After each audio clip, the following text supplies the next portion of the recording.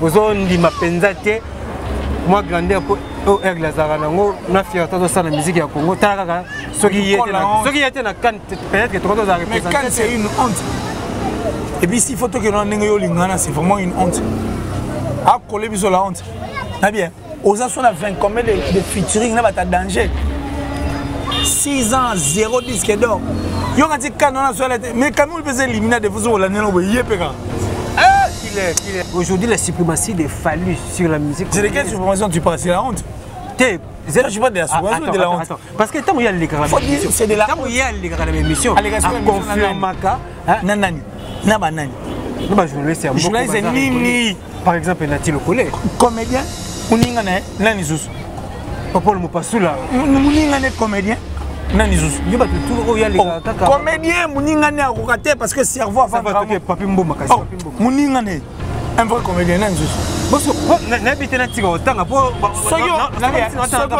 ceux qui ont mis au tien à plateau la Vasco à Kokolobate. Tchai plateau Morona hérité Iboula Lobate. Parce que Bango va sola entre Bango. Ils se disent des choses va sola entre Bango. Qu'est-ce que tu es en train de dire? Est-ce que lui vraiment peut se permettre de venir à la télé? On va a plateau à Moutougue, autotune. Autotune est un faux chanteur. Non, l'autre, c'est passeport diplomatique ne va pas c'est sérieux c'est pénétré attends non c'est vraiment il mort mon bakosi il est mort va pénétrer va faire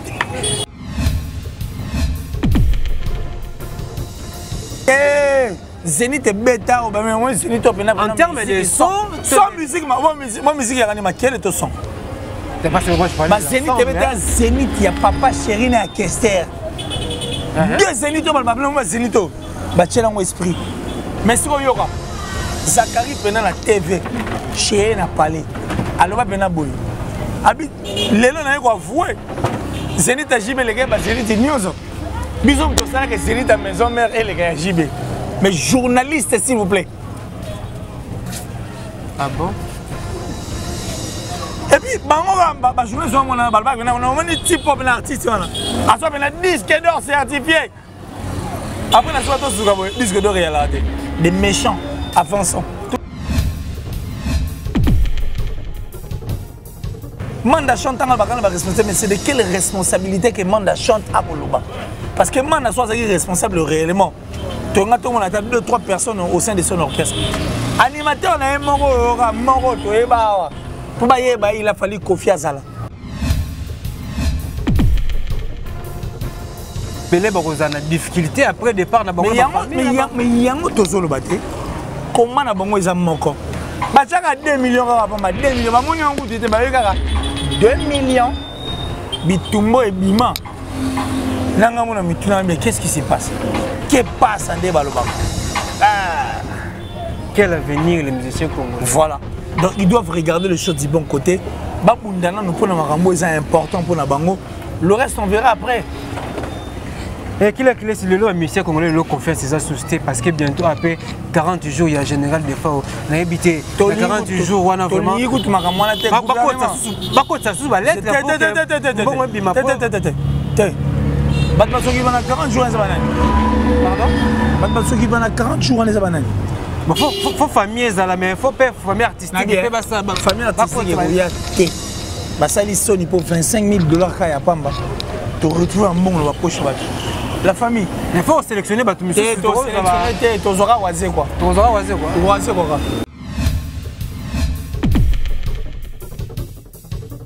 Bienvenue fidèles internautes et chers abonnés de Emergence One Télévision. Donc merci vraiment à l'Éternel Dieu à permettre encore tous à la bonne santé. Ici que mon invité, surtout vraiment une abonnée aux autres partout à travers le monde. Et la PC vraiment merci encore à l'équipe technique qui sera toujours assurée par Junior Kapaya, Papa na Gigi ainsi que Ephraim Kayembe et puis na moni ingénieur Fabrice Mutombo et Mbote encore na ba ndeko tout ba soutenir Abisso de près tout comme de loin et directement je vois Maître Fabrice Toboko ceinture noire officiellement reconnu par la Fédération internationale de judo et sans oublier Carlos et José et Sandra Ntombamba bonne vraiment famille et na moni encore Zito Bobolo niveau Afrique du Sud et surtout aux États-Unis na moni bandeko balinga Abisso makasi lokola Hervé Lupanadio Moutema Batouya Aminata Kiazola. Donc merci vraiment parce que vous aurez toujours branché. Et sur ce plateau, je reçois l'un des enfants de la maison au nom de Killer Kilesi, parce que tu auras toujours papa, lorsqu'il s'agit d'analyser, lorsqu'il s'agit de décrypter, donc ça c'est décryptage, donc tu auras toujours Killer Kilesi, donc le mouvement tu juges encore à les qualifications d'émergence parce que ça fait un moment vraiment à moi été contenir la réalité pétoirement avec Kinshasa, vous comprendrez toujours parce que vous parce qu'à chaque fois il y a toujours une analyse pertinente et surtout ça a la capacité très louable pour répondre à la question à Bisso et on a toujours besoin et le autre le sujet il y a matanga avec des fois où on paye $25 000 et puis un hôtel de ville mon amitié et puis tu reçois la sauce ma Italie musicien congolais sortie médiatique il a fallu pour pas tu le faire et là pourquoi pas parler de Kofi Olomide ainsi que de Inosbi tu le vraiment ma cambo est intéressé ba congolais il y a on a déjà na capa on déjà champ pour que tout cela na Killer Kilesi n'est pour briller jamais d'échec. Bonjour Killer Kilesi. En tout cas, je manque de mots. Hein. Mido Arnold, ça dit Monsieur Sapis. Une grosse légume, Kilesi.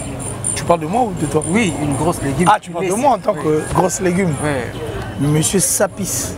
C'est un grand plaisir qu'on se retrouve sur un même plateau et puis tout en tout cas, émergence souvent de télévision, tout sourire télévision. En tout cas, je vous prie d'aller vous abonner. Abonnez-vous massivement sur Émergence One Télévision ainsi que Sourire Télévision et au ça la biso bien parce que les amoureux à l'euro biso to linga l'euro biso to sepela nango mais soutenir aussi ouais mais on soutient parce qu'on n'a pas le choix moni ba brebis galeuse baza tellement trop et ça dit qu'on n'a pas le choix alors on est obligé de soutenir la chaîne au ça na makamna linga malonga pour que tokenda mo musika po musala la biso ba coopérant ba cotitro pour coopérer comme on dirait on a évité ce que l'ingala, ce qui n'est ni, mais tout le monde est coopérant. Hein? Donc ça dit, quand on dit que c'est coopérative, ça dit qu'on est en train de coopérer. Mais ce qu'on a dit, c'est comment les niveaux. Et comment on est coopérant. Tout le monde est là, donc ça dit, yo tchèra là, soit c'est comme on dit, barreau, excrément, ils ont gâteau, avec gâteau. Abuser facilement. Mais les gens abusent en fait. Ça dit même quand ils voient que c'est vraiment un excrément dans le bas, il y a des excréments et un gâteau. Ça dit qu'il a préféré un gâteau aussi longtemps que ces excréments le robot balinga raté. Et comment on dit sur le mabé, et ben na mo kili mobimba, balinga na ngode. Donc c'est dans ce sens-là, tout balinga biso surtout bato baza vraiment en tout cas branché scotché la chaîne na biso munene o biso linga mingi qui est Émergence One Télévision ainsi que Sourire Télévision. On dit merci, merci infiniment. Et puis moi je pense à toute cette assistance en tout cas qui est tout autour de nous. Te remercier Bango Gandhi Bazalara. Et je veux dire merci à Joe Lili Attal, le patron de Translation 7. Le patron de Translation 7. Donc je n'ai vu ce Joe Lili Attal. Ça dit de génération en génération en chair et en os. Merci infiniment papa. Ça dit tout on a pour sa traduction Mikanda, adresse Zamoro, Translation 7. Et je pense comme ça à mon vieux Giannissi Tantunga pour tout Bangamouchouri de Suisse-Irlande, le gourou du temple plein. On a vu dans la Ramutakanda. Vraiment Takanda. Donc merci à vous mon vieux. Le gourou du temple plein. Et je pense encore à la plus suspecte, la plus discrète, en tout cas depuis la France où on a Datichou. Merci infiniment Datichou. C'est la sponsor officielle de la chaîne Nabiso. Je dis merci à ma maman chérie, maman Julien Diebo Bisembi. Merci infiniment depuis les États-Unis. Merci à celui qu'on appelle Delpire à venir André Malou. L'amour en chair et en os. C'est-à-dire que droitement on s'arrête. Bill Mobuka. Non,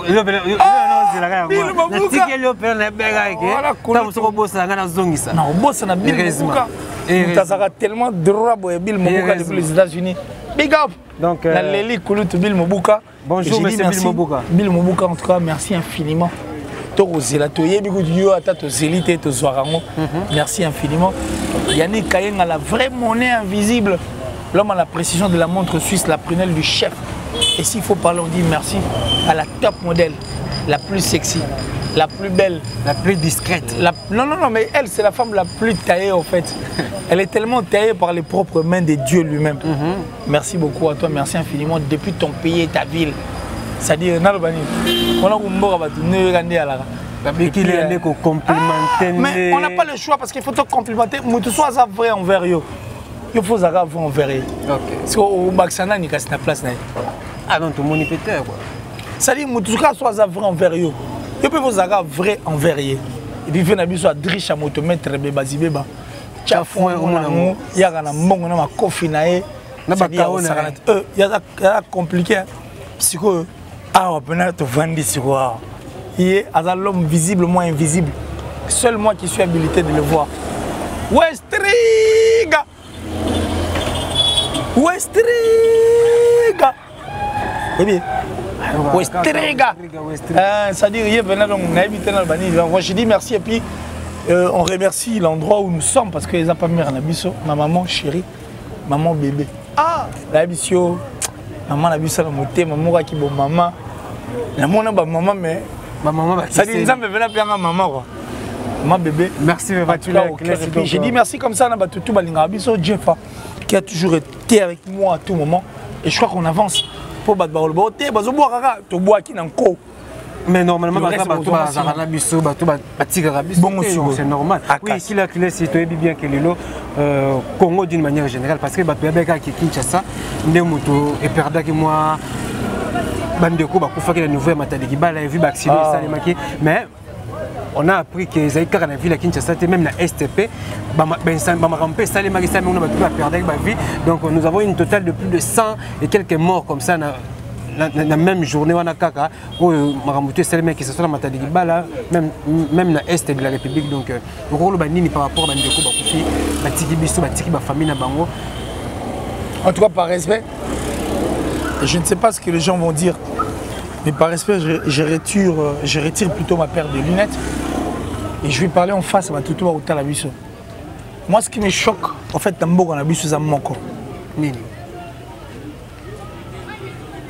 les personnes qui nous gèrent, qui nous dirigent et qui font tout, je n'ai pas comme l'impression. Mais Nena Lobake, il ignorera Biso. Comment est-ce possible? On est en train de dire, courant zaté. Combien de jours ma bébé courir 5-6 jours. Mais comment est-ce possible le courant? Mais oui, presque une semaine. Comment est-ce possible que le courant est raté dans Mboka? Courant est raté dans la capitale, courant est raté dans la commune, mais il y a l'électricité. C'est inconcevable. Vraiment inconcevable. Nous vivons dans le noir, mais il y a le courant.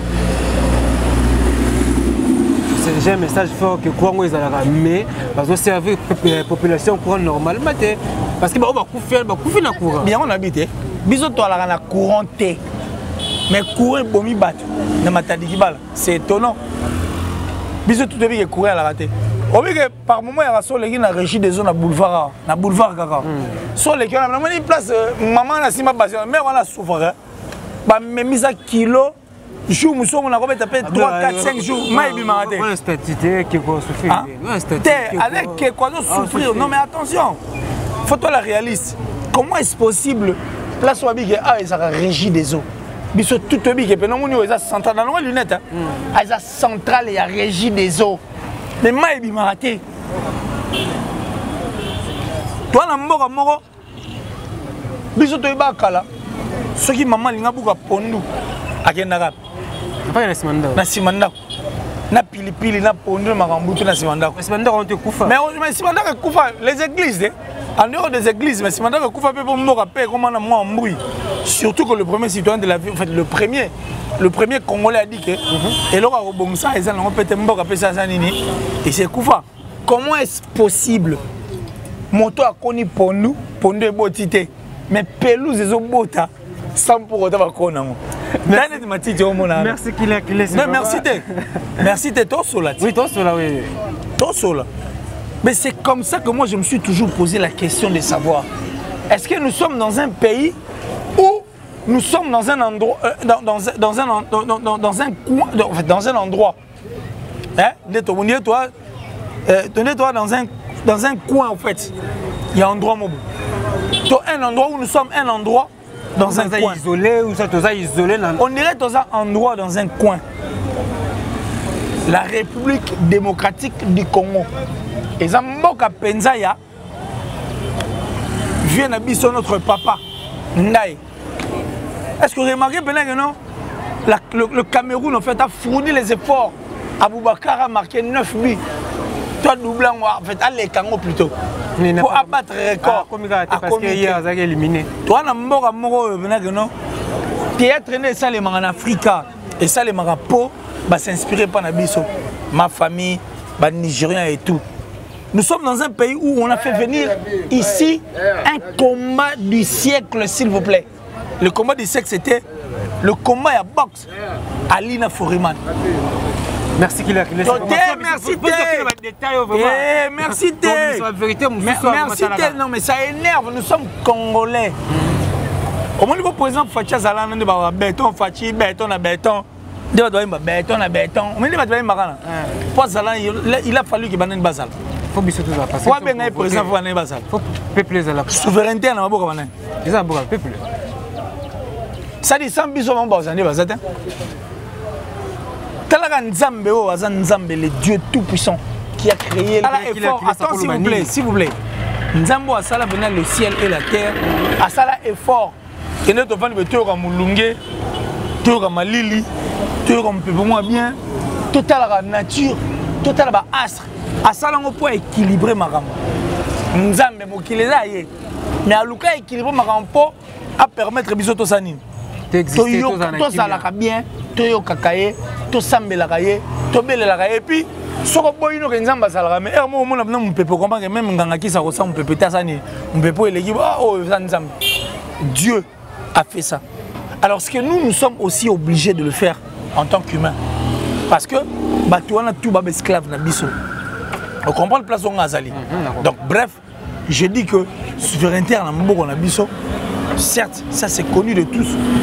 Mais on a tellement ignorer biso. Nous sommes on a tout fait makam loko wana. Mboka courant zate, bakufi na courant. C'est très compliqué. Et surtout, donc éviter le lot, charge à balle. C'est très compliqué. Oui, qu'il est ici. Dans le cas que vous m'apportez sur le solo, vous m'amenez parce que mon artiste et musicien, au nom demande de chanter ça qui point de presse, moi sangi ça qui bateau, à Tomoka qui makasi, tout le monde qui babenga qui est incorruptible, parmi incorruptible voilà. La liste est incorruptible. Azalika yemo ti bachaki abisha tipo tipo bachaki vena biso godé le fomo bachaki mo batu mo belé wana. Mais tout le monde kaka yé incorruptible au bakumisaki mais atomoki. Je sais pas réaction à l'égard ya wazé quoi à se permettre même que ba responsabilité au yazanango et surtout musique oyo asala na mboka oyo wazé quoi na sala ya moté. Là tu parles de qui? De Manda Chante. Manda Chante. Bandi wana. Ce n'est en tant que Yom ta décryptage. Les tionneaux et Beli Manda. Na République démocratique du Congo, Manda a fait quoi? Manda n'a bien en tant que musicien congolais. Le musicien, il a fait quoi? Abeta Ibrahim, Aembana Wenge. Wenge Aembani. Bon, pas l'album belé, mais Abeta Nakala Ibingaza. Il a qu'un seul. Il a que ses. Il a couvre-feu, il a que ses vocales. Et puis la chanson dont tu parles, c'est Ibrahim. Ibrahim qui a une chanson de Manda Chante. C'est-à-dire, Manda Chante a ni la musique. Parce que sur l'année de Manda Chante, il y a un artiste et musicien qui a Manda Chante. Non, je ne me rappelle pas. Oh, c'est rappelé, tiens. Bon, tout le monde n'a pas osé. Voilà. Alors on reste là. C'est que Oisé quoi avait le souci et a jusqu'à la preuve du contraire le souci. Il y a culture Nabiso. Quelqu'un qui fait quoi? Qui permet aux autres bailler babango. C'est ça au fait. Alors quand tu dis que mandat des responsabilités aujourd'hui, bana ok, bana te pour na mandat wana. Bana ok, bana te pour na mandat mais bana ok, ils appellent soutenir quelque part. Concert nini ya bana ok oyo yebi. Bon producteur nous a proposé bango production. Mais la tunnel bon ça va tous on attend orchestre kasi ya Manda Chante. Manda Chante orchestre no yebi ngo répétera wapi et puis ça la nini et ça la musicien nini. Tu vois éviter. Si il faut qu'un producteur azal. Tant Oisé quand alors ça m'a ramené il le faisait seul. Ça sont des faux débats en fait.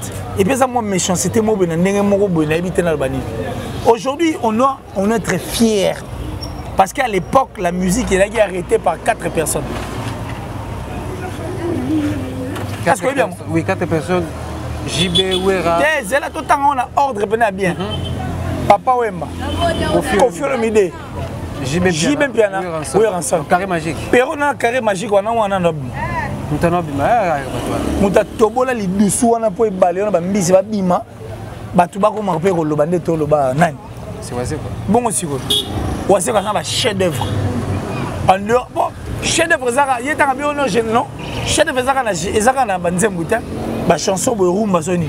Chef d'œuvre pesa ba générique parce que Kofi pa na ba chef d'œuvre ba loi ba écotité selfie ba chef d'œuvre. Poétique là étikali éternel. Tu vois ce que je veux dire? Donc moi je crois que ba koki jamais ko na niveau na aussi longtemps.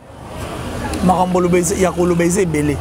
Nous sommes à point pour des fois à Koufi, $25 000 bimi, nebilo retour et comme médiocrité, il faut tout chango de côté.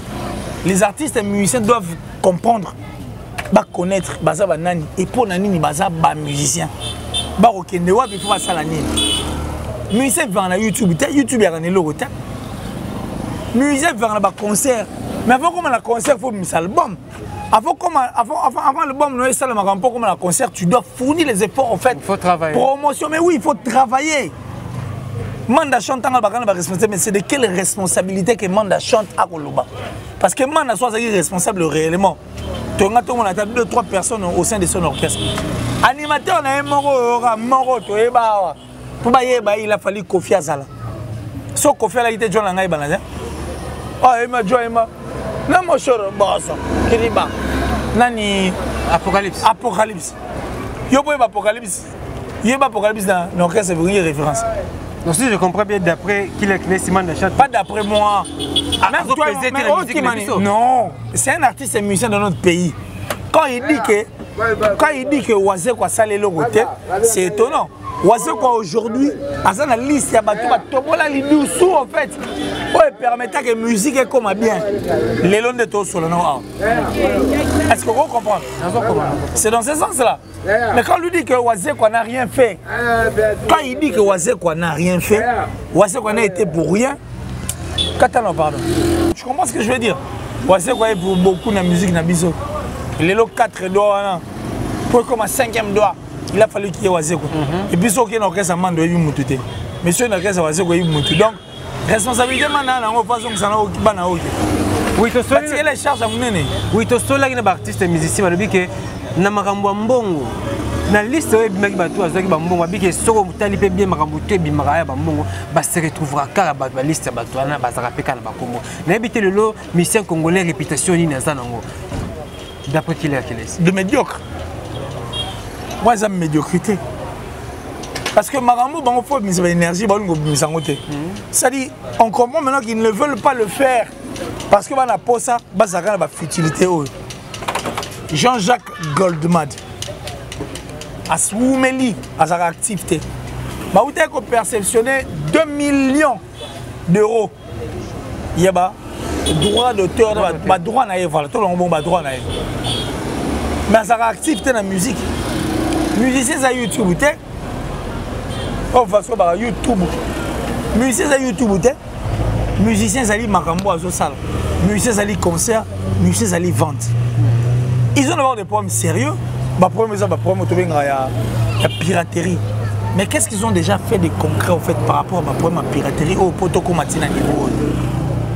C'est ridicule.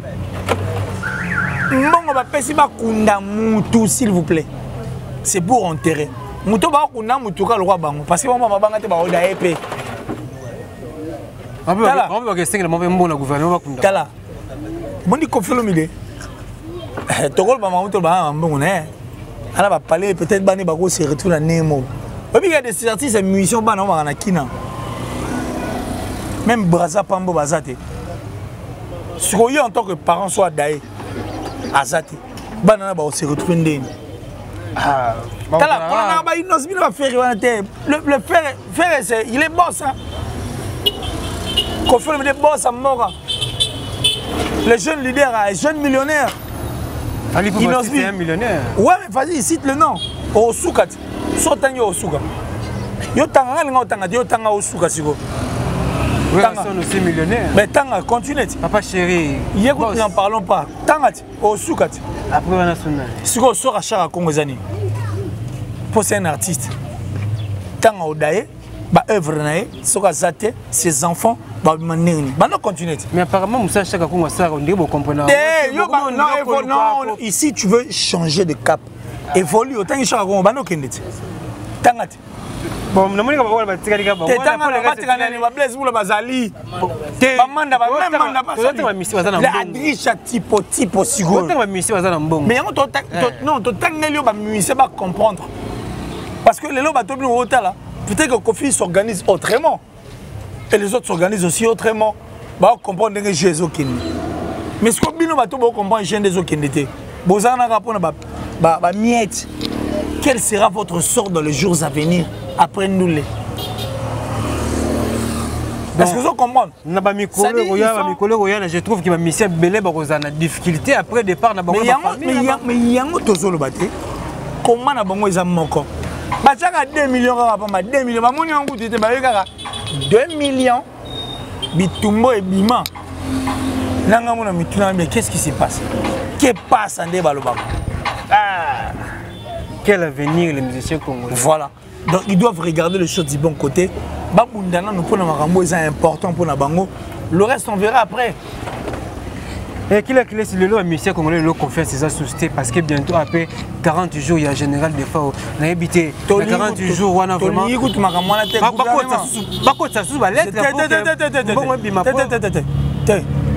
Batman Soki va à 40 jours en Zabanan. Pardon? Batman Soki va à 40 jours en Zabanan. Il faut famille à mais il faut pas famille artistique. Famille artistique, il y a T. Basali Sony pour $25,000 à Pamba. Tu retrouves un bon dans la poche. La famille. Il faut sélectionner Batou Monsieur. Tu sélectionner, tu auras oisé quoi. Tu auras oisé quoi. Oisé quoi. Tu sélectionner, tu auras oisé quoi. La famille. J'ai parié qu'à ce moment vous êtes en train de suivre. S'il vous plaît. S'il vous plaît, la famille. C'est-à-dire, sous le soleil, et je sais ce que je suis en train de dire. La famille, pardon, ministère plutôt à culture et art, bien. Et puis, primature, bien. 40 jours, n'est pas pour 40 jours. C'est simple. Vous comprenez? Vous avez compris, non? Le message est passé. Oui. On va comprendre. Merci vraiment qu'il est donc toujours pour évoluer les machines d'habitude. Il est temps pour moi de remercier vraiment de retour vous a branché et vous avez l'habitude vraiment vous allez toujours branché puis coacher na chaîne de Bolinga Mingi et qu'il est c'est Lelo Maître Gims ainsi que son frère Dadju. Bamati si bon on a un ambassadeur pour la musique pour notre culture mais apparemment il créé confusion et incompréhension na quand de musicien monsieur Sozo que non jamais cause ambassadeur à Rumba parce qu'il a une maîtrise de Rumba et d'après information oyo zanango quelle analyse oyo ça là par rapport à la réaction de congolais musiciens congolais à l'égard et ambassadeur mi balé au président Tomboli mon éto décrypté boyana ndeti yo connaît une maîtrise à Rumba neto cela cause la maîtrise à Rumba tant que ba non dans la maîtrise à Rumba. On est expert il y a Rumba, il a maîtrise à Rumba donc ça dit donc ça dit Rumba nan. Car on pas déjà assez présenté comme le roi de la Rumba. Il est le roi de la Rumba. À part Karma pas tu les grands mon pas pour faire le milieu par exemple sous légende de la Rumba. Madilu système par exemple sous dans habitude de ça moi belé quoi on va bête rapidement ba Rumba pas ça ba Rumba bien. Fabregas alors le Rumba est très capital. La Rumba est un tissu. Toi, je pense que tissu la main, ils ont tissé la main. Laquelle on m'a bé. Tissu la main, on va tisser la main en petit. Quand même, ils ont coton, ils ont coton, et quand on mais ce ne sont que des tissus. Des tissus. Ma diversité, moi, ils ont. Diversité peut-être, ils ont tissu.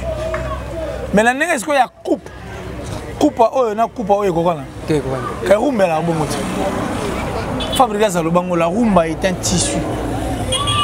Et c'est un mouton, on t'a dit, à Kata, après ça, à Tonga, la Ningenai.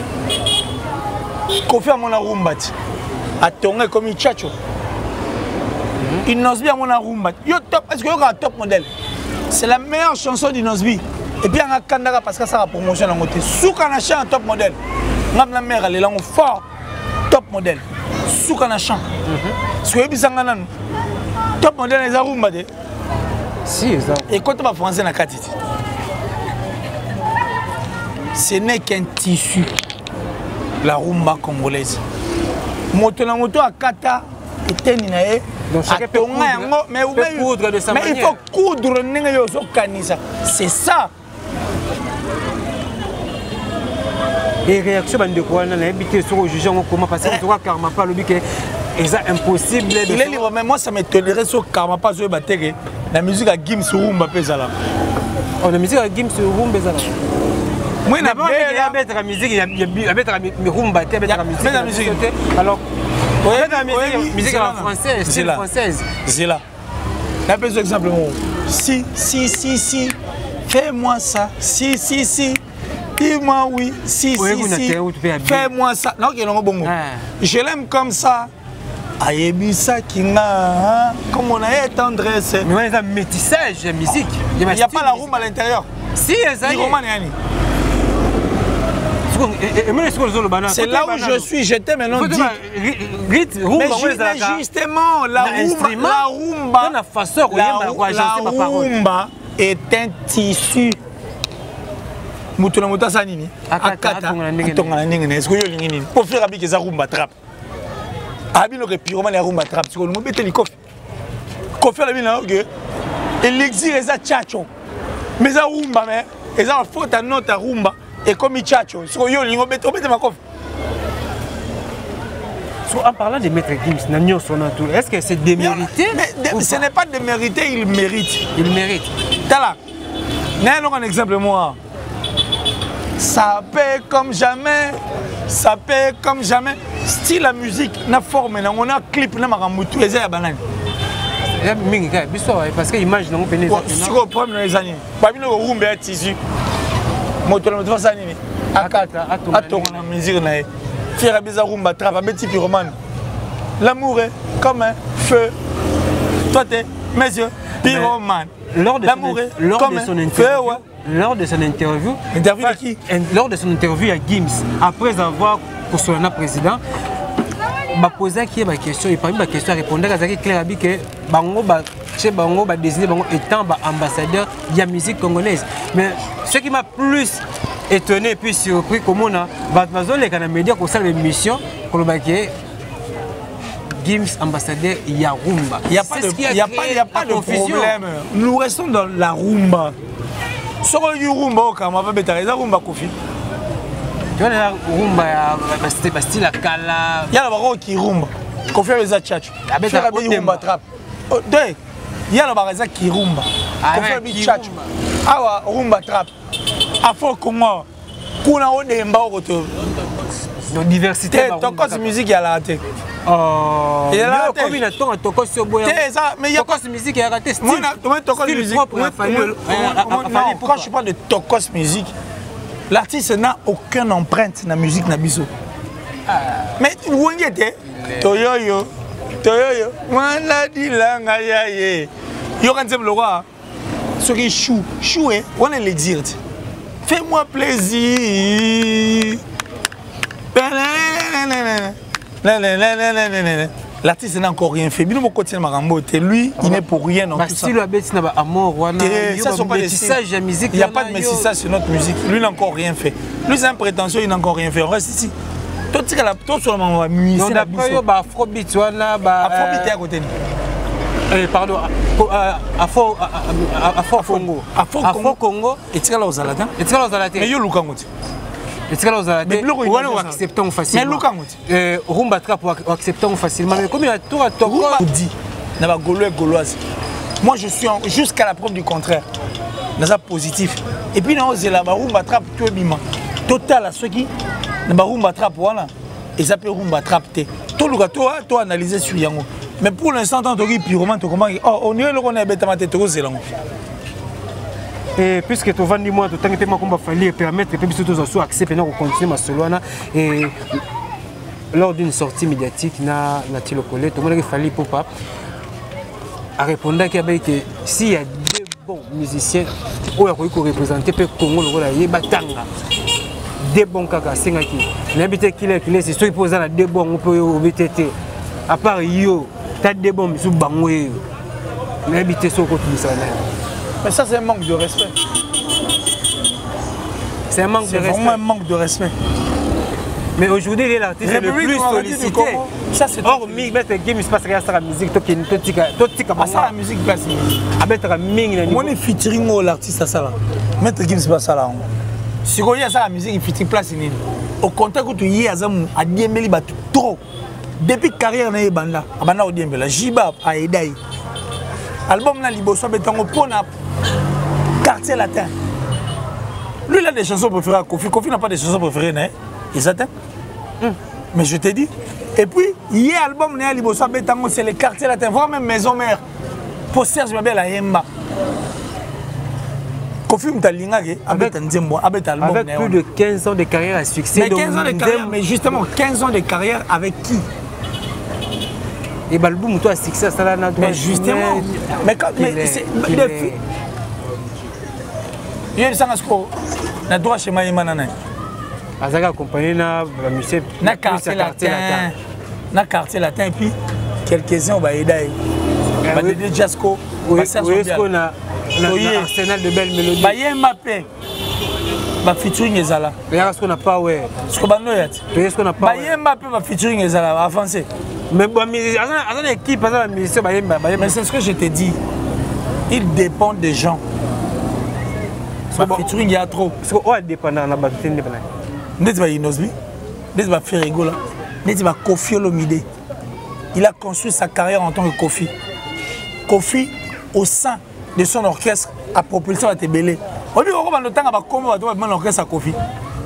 Depuis Magie, même avant Magie, Tilelo. Mais est-ce que tout le monde orchestre on a tant de bateaux oh yo tanga ah mais yo tanga na to solat bon na bien télé kunyanga na bien télé kunyanga chef tanga et na bien boloyang na bien encore ambazi au lelo sala pe makama minene pe la musique au pe lelo so au moni pe musicien aussi merci to kenet yo mo mi se peli ça parce que on tanga ba œuvre na bango no tangi bango ah ba œuvre na bango penate parce que présent on éviter te tanga l'œuvre tanga mon dieu tanga te na éviter que éviter c'est que ça te ba na ngote donc ba existant un orchestre on point bas on avance après bon album mo beta non mais tanga banzebu te banzemo ne bien sûr éternellement éternellement nzemo na nzema faille na quartier la terre dulcine nzemo na nzemo ki tout na quartier la terre nani nzemo na nga mingi oyo denewa des nzemo na mudungu nzemo na mudungu yo titina okay na no tanga ba titre nzembu nzemo na nga mingi yo nini Robert Bassin nzemo na Robert Bassin de Lola Mwana tendrement Bible nzemo na tendrement Bible nzemo na Bible nzemo Gibson Gibson affaire d'état na no tanga la haute avec le du jour nzemo na avec le du jour nzemo pas séquence pas séquence non tanga en désordre mais artiste avec le du jour non avec le jour c'est la chanson de pas séquence titre la rawanate avec le du jour c'est le titre et là il ultimatum bon il y a pas de problème avec le du jour c'est la chanson de pas séquence on avance Papa n'a aussi titre Papa n'a Rossi il y a pas de problème mais avec le jour Papa n'a Rossi je vais te citer des titres des chansons des artistes et musiciens que tu connais au sein des quartiers latins mais toi tu n'auras pas le temps de citer les titres c'est pas aussi la même époque c'est pas aussi la même époque et puis fonctionnement orchestre pesa nenge mon côté alors faut-il faire orchestre faut-il faire nzembo nani il y avait la biso Makaouz bon ce que bien on est pas même époque Kaibo siko mais nabi ça va bien et ça époque mon côté et puis fonctionnement orchestre pesa nenge mon côté il faut arrêter avec ça c'est vous qui ne voulez pas aider l'artiste arrêtez avec ça zéro empreinte zéro fonctionnement zéro na fonctionnement effectivement mais so mutalobi que na seul label pour ça pour promouvoir un musicien bon sur le code na label no attaque tende bimite ce que yo oh attaque tendi o ki tendi na label bimite lingine même au sein de ton orchestre va éviter n'est-ce pas que faire rigolo les époques côté mais n'est-ce pas non le label n'est pas encore fermé mais justement faire rigolo n'a pas la même non il faut arrêter c'est depuis 2006 Tilelo C'est depuis 2006 il est là. Surtout calculé, ça dit c'est depuis 2006 il est là. Parce qu'on a tout une question moro. Faire Egola qui n'a pas connu Rebo. Aujourd'hui pas de Rebo, pourquoi? Les lois, la tête non moutou. Aoulou Nambonda, Alonga ou Kalanabi. Yo mon amaka au téléphone à filmer. Na podium. Bon sur. Azakwa. Le caméraman là, le caméraman là. Mais j'arrive, Charlie Solo. Mais je te l'ai dit par rapport aux orchestres. Il y a une Renault, autre temps, autre mers. Mais là, tu vas dire, il y a un orchestre. Mais il y a un Jéris-Pire. Fonction d'année. Bon, Nicodème. Oui, Nicodème, il y a un Chiquito. Oui, là, des Gaules, oui, des Gaules. Oui, nani Jenny. Il y a Gola nani, comment on est Rizé à Gola bien. Il y a mon autre que na Tanzanie que na so Kenya o nani. Mon nani Riz matani bien. Maram no solvan. Il faut arrêter avec tout ça, ça dit on n'a pas besoin de ça. C'est un mythomane et puis un mégalomane. Aujourd'hui la suprématie des phallus sur la musique. C'est de quelle suprématie tu parles? C'est la honte. Je suis pas de la suprématie de la honte. Parce que tant qu'il y a les gars c'est de la honte. Tant qu'il y a les gars d'émission. Confirmaka. Nanani. Nabanani. Journaliste Nini. Par exemple, Nati Lokole. Comédien. Uningane nani zus. Papa le Mopasula. Uningane comédien. Nani zus. Yo ba tout il y a les gars. Comédien Muningane a rocaté parce que cerveau avant. Papi Mboma kasi Papi Mboma. Muningane. Un vrai comédien nani zus. Parce que n'habiter na tiga otanga pour soki omemi au tien na plateau mo la Vasco a kokolobate tchai plateau moko na héritier ibula olobate parce que bango ba sola entre bango ils se disent des choses ba sola entre bango. Qu'est-ce que tu es en train de dire? Est-ce que lui vraiment peut se permettre de venir à la télé on va na plateau à Moutougué autotune est pour ba faux chanteur mais Moutougué na bika na tanganchik ba disait autotune avant ni autal. Est-ce qu'il est le seul musicien qui a utilisé l'autotune dans le studio? Mais le seul faux musicien en fait qui utilisait l'autotune dans le plateau. C'est dans le plateau qu'il est à tout le même la voix, même nous on a la plateau, on a l'autotune et Zarana. Voix pour avoir bien. L'opération c'est bien bachélé, bapé bien passeport diplomatique de bapé c'est c'est yo c'est pelleté. Attends non c'est même il est mort mon bakosi. Bakosi. Il est mort ba pelleté ba fait. Bakosi la mérité le Zachary Baba Bassoué. Oui, Zachary Baba Bassoué. Zachary Baba Bassoué. Yoka. Zachary Baba Bassoué c'est la démarche mokwana pour que ba Zachary Baba Bassoué. D'ailleurs s'il faut parler de ces personnes qui ont voulu promouvoir c'était sensibilité na ngai ah. Na bien bande ko maison mère. Boy nangate. Bande ko BCBG boy nangate. Toi tu es un journaliste. Aux Africains décrypter tu vas ito sur la paix pembe. Na Zénith Yawera. Na en fait, tal ba ko Zénith Yawera te. Na ba Zénith nion se beta. Ba Zénith boni batanga ko baba ke ko ba Zénith ba beta. Na Zénith tu es beta. Zénith tu es beta. Zénith dit ba na mo Zénith to ba beta. Les arapis c'est Jibem Piana. Na Yawera son. Ke. O ko te la Yawera ton. Il y a Kester né en Chibé. Mais Zénith est bêta ou bien Zénith en termes de son, musique, ma musique est quel est ton son? C'est pas ce que je parle. Zénith est bêta, Zénith, il y a Papa Chéri né à Kester. Deux Zénith, Zénith, bâtir dans esprit. Mais si on y aura Zachary pendant la TV, Chéri n'a parlé. Alors va pendant boy. Abi lelo na ko avouer Zénith a JB les gars Zénith nyozo bizom to ça que Zénith a maison mère et les gars JB mais journaliste s'il vous plaît. Ah bon?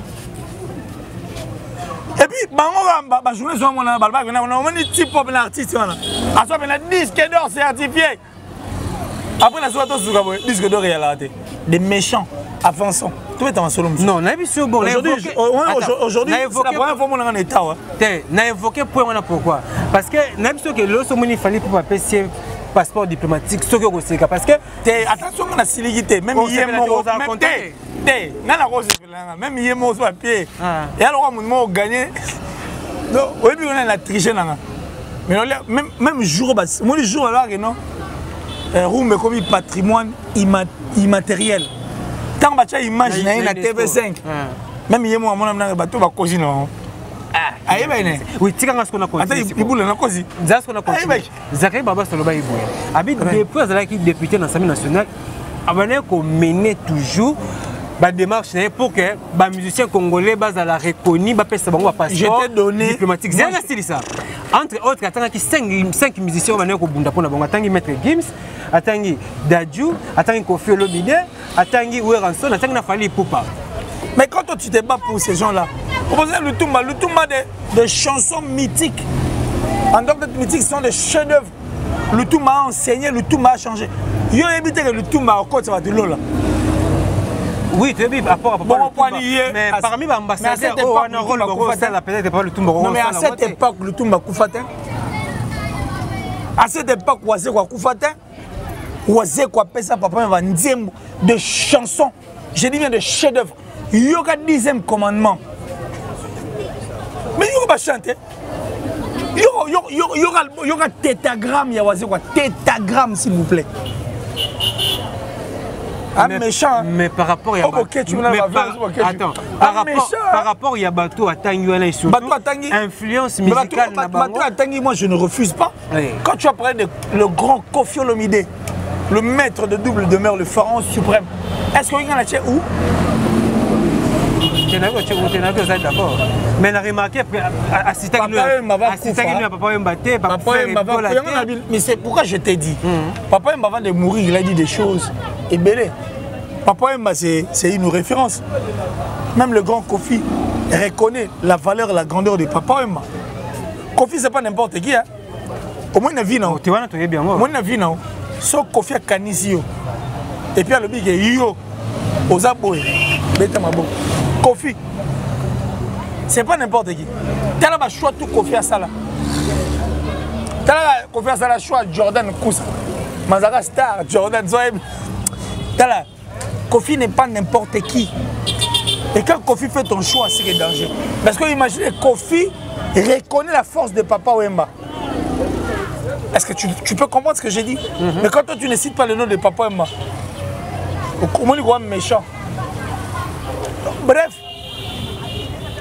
qui va cerveau point bas. Merci vraiment qu'il ait un éclaircissement surtout dans le bar toujours qui analyse avec qu'il ait ses arrêts toujours pertinentes et surtout Bill Mobuka Pena zo rappelé un côté là et kaka na même optique wana to monique affaire mo tout mataliso sur les colos à mon formateur. On a un peu avancé le masolo on mettait on a merveille Rambo. C'est comme si vraiment Abaki trop c'est trop à l'équipe. Non mais il s'est permis de dire tout ce qu'il fallait dire même à Makambo Faka Lobaté à lobby à l'égard de Weranson Ouazali musicien auto-respectaka à format bah musicien belé ko se permettre que même ceux qui vraiment aiment ta format vocal y a faire aime banzembo vita imana aime baboy quelque part tout le monde peut-être il fallait pas mais tu as capé quelque temps après que Merveille Rambo suspendu. Est-ce que Merveille Rambo avant les canaux TV pour le bureau à nous là le quoi de couramment na yeba qui abanga qui peut attaquer que ceux qui viennent yo qui lo kabuya ko suspendre ngai. Attention, il y a le fou du roi. Et bien bah tout ça ça va pour faire plaisir à qui que ce soit. Mais Kobo Sanate Kofi c'est un grand esprit. Est-ce que Kofi à dans la liste il y a des musiciens des fois on appelle numéro 1 des fois pas on ayemo. Peut-être que tu as un héritier. Kofi a dans la liste à bateau non au fin ma bengue ou solanay. C'est un grand esprit. Kofi connaît même de problèmes avec sa famille. Pourtant sous moi on a Didison on a sépélité papa Moutou a finga donné no bengue na conférence de presse.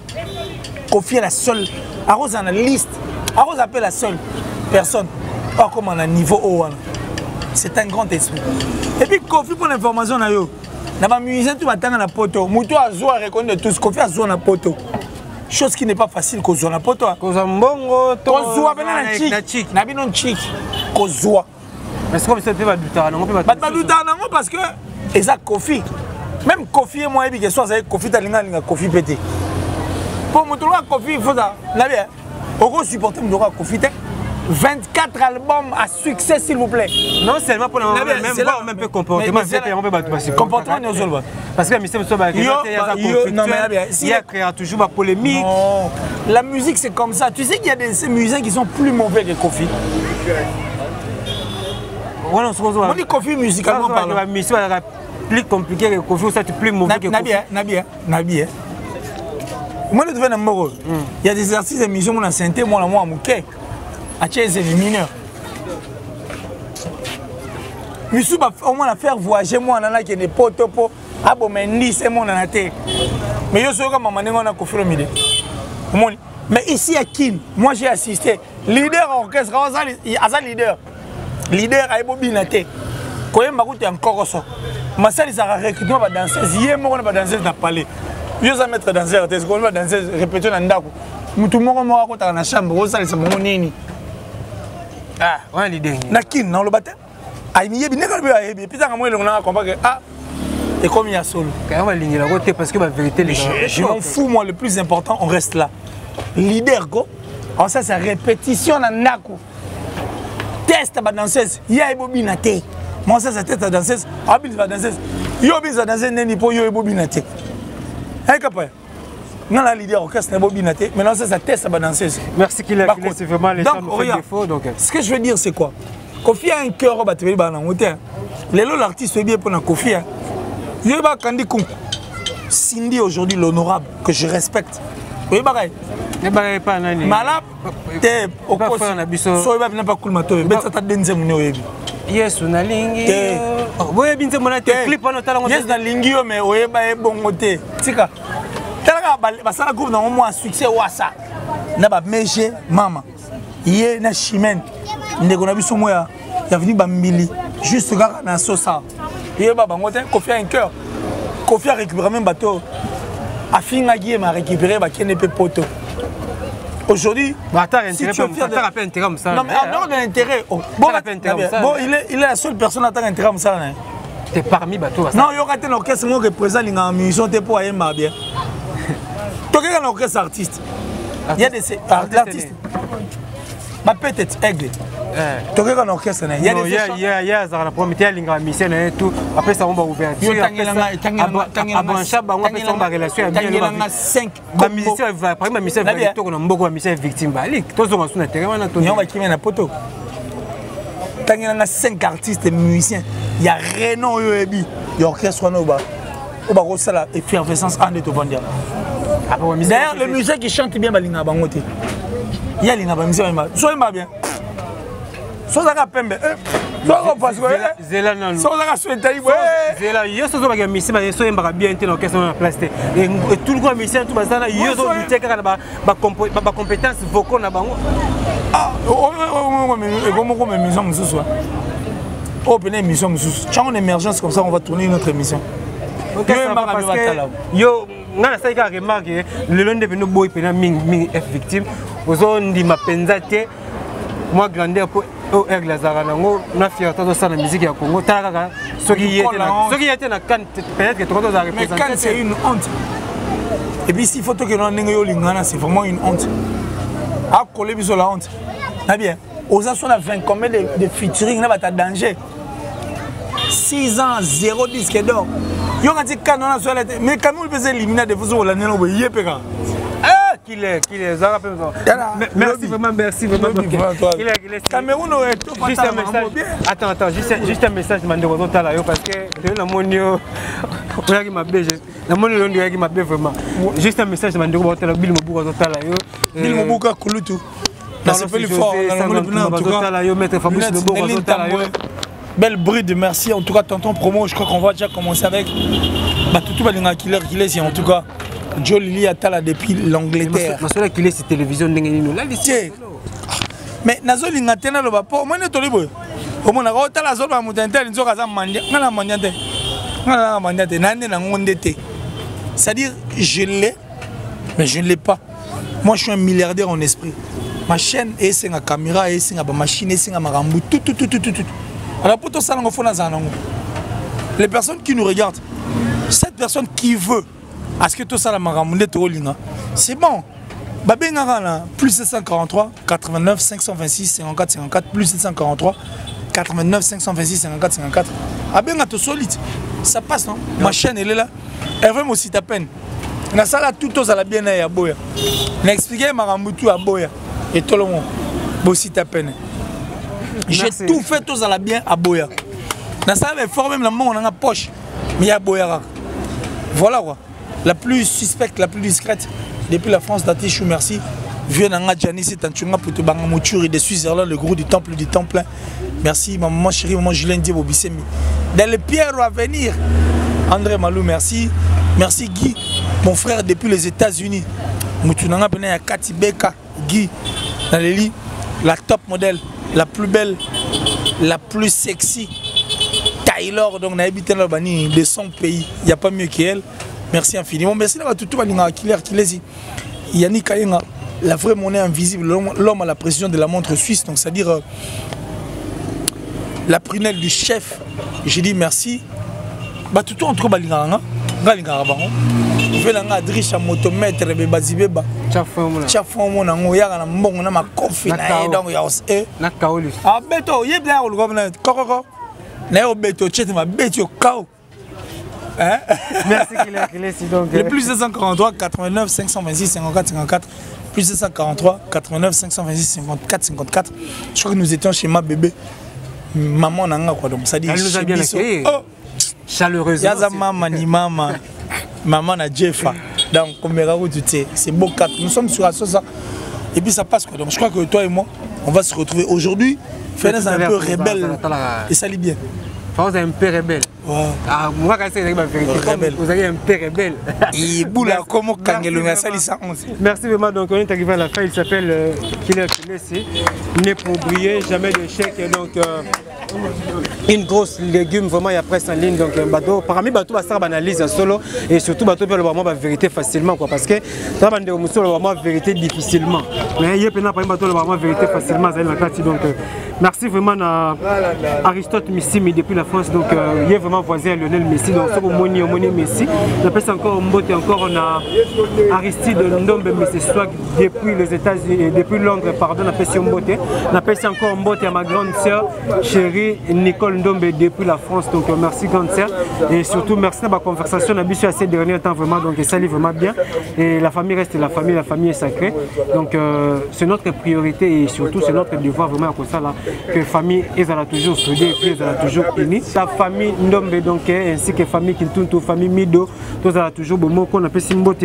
La base d'émergence en télévision à niveau Turquie, là je vois directement Gloria, nous sommes ma Bible, petite sœur ya Kamal Usungama, petite sœur ya Michael Bassan Salon, merci. Fondation Fodem avec Dedis Mandungu continue toujours dans l'action. Déjà le 8 mars, déjà tout ça rencontre et puis descente. Tout ça, on a maman ya commune ya Kalamu et on a fait encore Mbote na maître Shogun Djembo depuis l'Afrique du Sud, sans oublier Veli Kondaï, mon vieux Jules Tamba, le véritable revendeur. On a fait encore Mbote na parvi Bossou Lumba la gauche au niveau de Turquie, Mertes Sibou ainsi que Clarisse Sibou, on a fait Sibino vraiment Mbote et on a fait Mbote vraiment Makasi na Erika Mwandana Igor Fulume et sans oublier Sandy Bekatier, donc celle qui toko Daryl Kanda moi na yolo à solo donc Mbote na yo Mbote na Dolimbe à niveau de Norvège, donc tout ça toujours même moral et surtout une équipe tout eza à la monnaie Vasco de Gama, donc on a monnaie encore Hervé Bossitapel et la monnaie sous Mouyaka solo donc Moko Bayaya vraiment bah me rappeler ma solo na ndenge sengé donc na zoreli sous Vasco de Gama l'homme swag, Vasco de Gama monsieur swag, Vasco de Gama monsieur jeans. Donc, money fashion, money, donc, il y a un représentant à Yolo quoi. Donc, même si il y a un Yolo, tu as toujours là, on a mis Gims, money, mais c'est Mido, money, mais c'est Sapis, money, Vasco de Gama, money, tout ça tellement belle, bah, ouvre le golo, bah, Terek Ngango, bah, Kapaya Junior. Donc, merci vraiment. Donc, on se retrouve très prochainement. À suivre vraiment, beau s'abonner massivement.